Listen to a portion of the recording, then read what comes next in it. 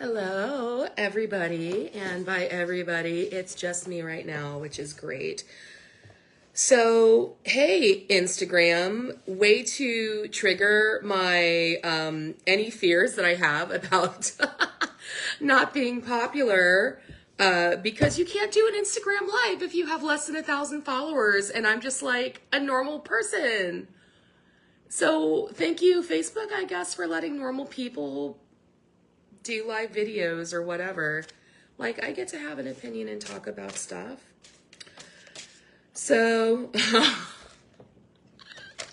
so I just casually shuffling, and here's the tower. So already we're off to a magnificent start. So, what I'm doing is I am going to be kind of going through my collection one by one and looking at my different decks, telling you all what I think of each of my decks, maybe a little bit about how I got them.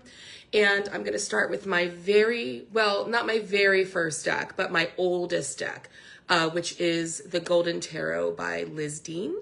And there are a couple of other Golden Tarot decks. So this is the one that's authored by Liz Dean. I bought this one a zillion years ago when I was working at a Barnes & Noble cafe in Newport, and on my break I'd walk around the store. And even before that, a lot of you who know me from the old days know I used to work at that movie theater down there, and I'd always walk around the Barnes & Noble on my break, and I'd always stop, even like during the days when I was like very religious. I would stop in front of the tarot decks, and like I would feel this tingle here, and I would just be like, oh, what is that? Am I making that up? Is this just in my mind? So did I buy this deck for myself? The answer is yes. I decided to buy it for myself because even though, like, you know, that old adage that like someone is supposed to buy a tarot deck for you or your first tarot deck for you, I had gone through periods of being quite deeply religious, and I just didn't think anybody would think to purchase a tarot deck for me, but I was feeling very called to them. And so when I say that this is not my first deck, I had purchased myself my very first deck, and then that deck, because I was still like had church in my brain as where I needed to be. The tarot deck kind of convinced me to go back to church. And so I gave away that deck. And so this is the oldest one that I have. It was the first one that I bought for myself when I decided that I want to be more self-governing spiritually. And so this deck, why did I choose it? It felt good. It just felt really good. I really love the artwork of this deck. So this deck, it meshes together the Visconti Sforza deck, which is one of the oldest Italian decks that we have, and the classic iconography from the more modern Rider-Waite deck that people are more familiar with. So it takes that like major arcana and the story of the Fool's Journey, but we're giving it like this, there's this really beautiful linear artwork. It's very pattern oriented. It's very like evocative of something that might be like, you know, late medieval.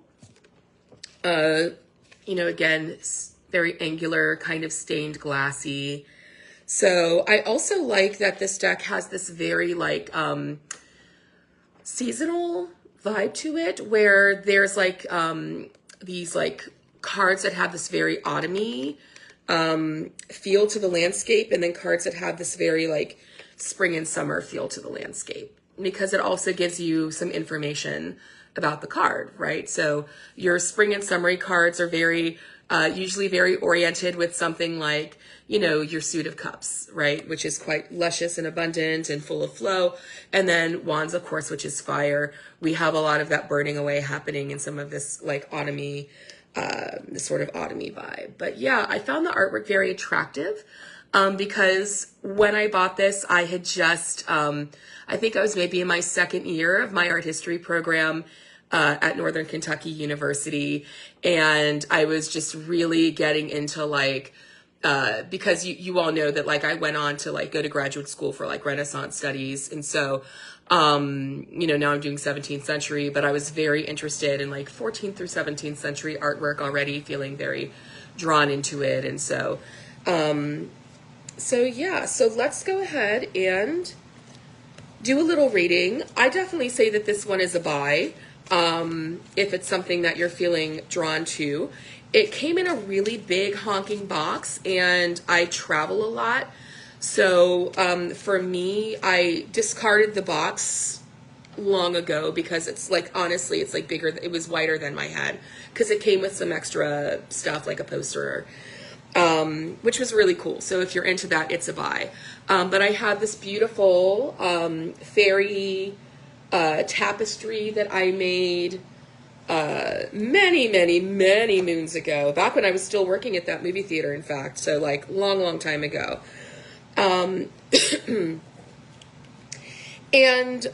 so she was just like something special that I had on hand, and I'm like, well, this is an easier way to like maybe stick this in a backpack and go somewhere with it. It's a little bit wider, so if you have smaller hands, it might be a little bit uncomfortable to shuffle. One other interesting tidbit is that the Sun card, I don't know. Oh, here we go. The sun, as it's depicted on this card, is actually one of my tattoos that my friend Sarah Beth did for me. If you need a tattoo and you're by Louisville, go see Sarah Beth at Prophecy Inc. She's incredible. Shout out. So let's see if she has anything to say. One thing I've noticed about this deck is that it took her a little while, and I thought, and maybe it was just my belief system informing it, it's like, is the reason why I'm feeling a little bit of distance from her just because I need to create a relationship? And I did. I took the time to really create a relationship with this deck, and she was my only deck for a long time because I didn't start really collecting until after I moved to DC. I really didn't get serious about collecting until after I moved to New York. So I haven't really been collecting for more than like maybe 6 years or so. Maybe like around 2019 was when I started really getting into collecting. So she was my only one for a long time, and I really took the time to create a relationship with her. So I am doing a little shuffle-roo right now.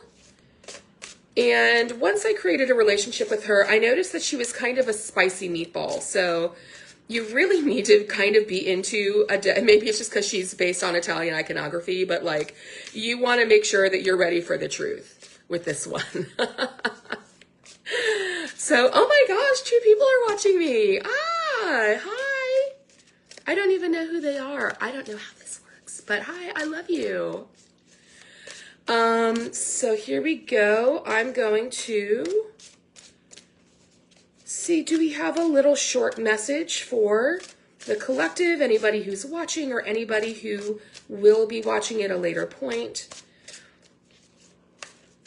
Something that is going to help people help people understand themselves a little better today. Just a little nugget for us to think about. My question might be a little too general here.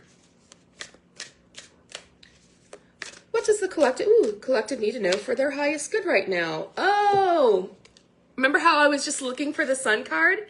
Hey, Shirley. Hi, baby. Hi, Corey.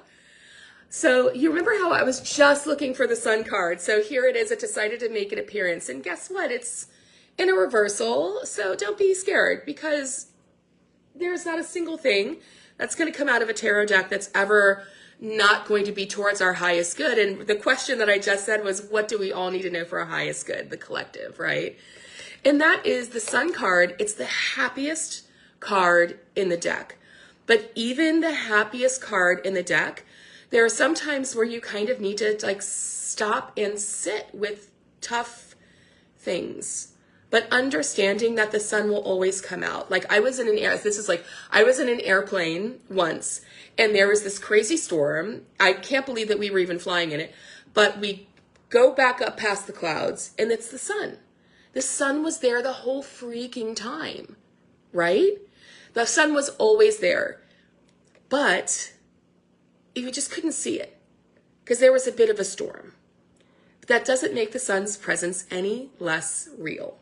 So I guess that if the collective needs a message for its highest good right at this second, it is that there is a sun beyond the clouds, right? And it's possible for us to access it. Hey, baby. Hi, Shirley. And in order for us to access it, we need to ascend, try and break through those clouds, right? Both things are real. The cloud, the rainstorm, all real. The sun, also real, existing at the same time. It's perspective that brings us like where we need to be, right? So little message for the collective. I love you all. I'm so excited. The 3 people showed up on my thing, you guys. So I'm super, super, super happy. I'm super jazzed. I'll be back next Tuesday at 12 o'clock. With much love that this went really great, even though Instagram, I'm not cool enough for Instagram to let me do a live video. Love you all so much. Bye-bye.